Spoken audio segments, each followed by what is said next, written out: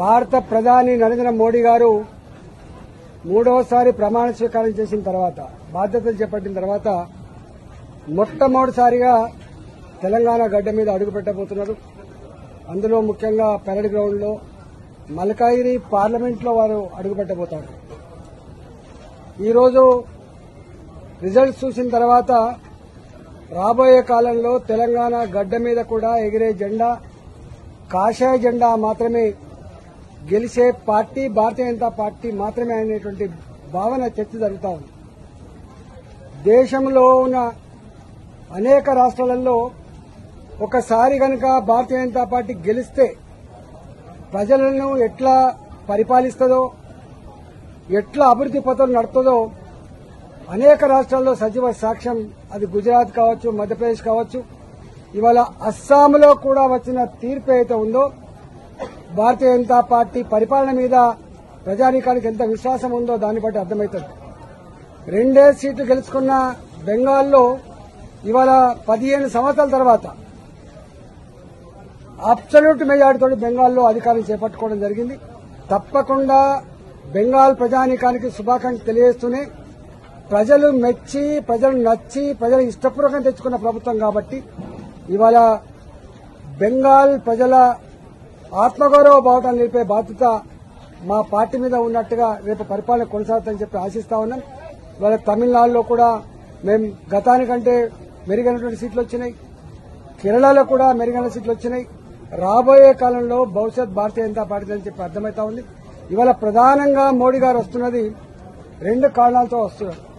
ఒకటేమో మోడీ గారు మొట్టమొదటిసారి వారు ఒక మాట అన్నారు, రాష్ట్రాల అభివృద్దిలోనే దేశ అభివృద్ది ముడిపడి ఉంది. రాష్ట్రాలు అభివృద్ది చెందకుండా దేశం అభివృద్ది చెందలేదు. ఏ రాష్ట్రంలో ఏ పార్టీ అధికారం ఉందో మాకు ఇంపార్టెంట్ కాదు, కానీ అక్కడి ప్రాంత ప్రజల సమస్యలు పరిష్కరించడమే ప్రధానమంత్రిగా నా బాధ్యత అని చెప్పి లక్షల కోట్ల రూపాయలతో నేషనల్ హైవేస్ కావచ్చు, రైల్వే ప్రాజెక్టులు కావచ్చు, ఇంకా అనేక రకాల ఇన్ఫ్రాస్ట్రక్చర్ బిల్డప్ చేసి ఇవాళ తెలంగాణ ప్రజల మన్నను పొందిన నాయకుడు నరేంద్ర మోడీ గారు మళ్లీ ఈసారి కూడా 7,000 కోట్ల రూపాయలు మాత్రమే కాకుండా ఇవాళ తెలంగాణకు రింగ్ రోడ్ ఏదైతే ఇంపార్టెంట్ రింగ్ రోడ్ ఉందో దానికి కూడా నిన్ననే కేబినెట్ ఆమోదం చేసి ఇవాళ వారు ఇక్కడికి రాబోతా ఉన్నారు. అంటే ఇక్కడ కాంగ్రెస్ పార్టీ అధికారం ఉన్నప్పటికీ కూడా తెలంగాణ రాష్ట్రం అభివృద్ది పథం నడవాలి అని చెప్పి ఇవాళ 7,000 కోట్ల రూపాయలు మాత్రమే కాకుండా రింగ్ రోడ్డుకు కూడా ఆమోదం తెలిపే వారు వస్తా ఉన్నారు. కాబట్టి తెలంగాణ ప్రాంత ప్రజలకి ఒక సందేశం ఇవ్వడానికి వస్తా ఉన్నారు. నేను మీ వెంట ఉన్నా, కానీ మీరు కూడా మమ్మల్ని నిండు మనసుతో ఆశీర్వదించండి. రేపు తప్పకుండా ఇక్కడ జీహెచ్ఎంసీ ఎన్నికలు జరగబోతా ఉన్నాయి.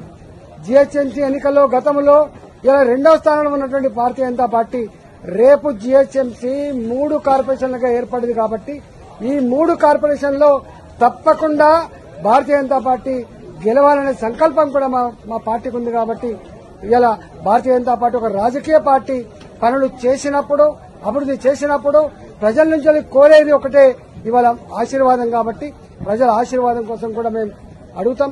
అదేవిధంగా మోడీ గారు రాబోయే కాలంలో సౌత్ లో ఎగరాల్సినటువంటి జెండా భారతీయ జనతా పార్టీ జెండా మాత్రమే. ఇప్పటికే హైకమాండ్ అనేక రకాలుగా ఇక్కడ పార్టీని బలోపేతం కోసం ప్రయత్నం చేసిన క్రమంలోనే ఇలా తెలంగాణలో 17 పార్లమెంట్ సీట్లుంటే 8 పార్లమెంట్ సీట్లలో భారతీయ జనతా పార్టీ గెలుచుకుని రేపటి భవిష్యత్తు భారతీయ జనతా పార్టీది మాత్రమే చెప్పి సంకేతం ఇచ్చింది. దానికి కూడా నరేంద్ర మోడీ గారు సౌత్ లో 2024లో ఎలక్షన్ ప్రచార సభలో మొట్టమొదటిగా అడుగుపెట్టిన గడ్డ మల్కాయిరి గడ్డ. వారు అడుగుపెట్టిండ్రు 4 లక్షల మెజార్టీతో మల్కాయిరిలో ప్రజలు గెలిపించి మోడీ గారు ఆప్ ఆగే బడో హమ్ తుమారా సాత్ అనే మెసేజ్ ఇచ్చింది. కాబట్టి నాతో పాటుగా ఇక్కడ తెలంగాణలో 8 మంది పార్లమెంట్ సభ్యులు గెలిచింది. కాబట్టి హాఫ్ ఆఫ్ తెలంగాణ ఇప్పటికే గెలుచుకుని ఉన్నాం. కాబట్టి రాబోయే కాలంలో తప్పకుండా ఇక్కడి కాంగ్రెస్ ప్రభుత్వం 2 ఏళ్ల కాలంలోనే ముఖం మొత్తినట్టుగా మళ్లీ ఈ పార్టీ అధికారానికి వచ్చే ప్రసక్తి లేదని చెప్పి నిర్ణయించుకున్నారు. ఇవాళ 10 ఏళ్లు పాలించిన బీఆర్ఎస్ పార్టీ గుంటకాడి నక్కల్లా కాచుకున్నప్పటికీ కూడా భవిష్యత్తు మాత్రం భారతీయ జనతా పార్టీదే. భవిష్యత్తులో గెలిచే పార్టీ భారతీయ జనతా పార్టీ అనే భావన ప్రజల్లో ఉంది. కాబట్టి ఇవాళ మోడీ గారు తెలంగాణ ప్రజలకు కూడా మీ వెంట మేము ఉన్నాం.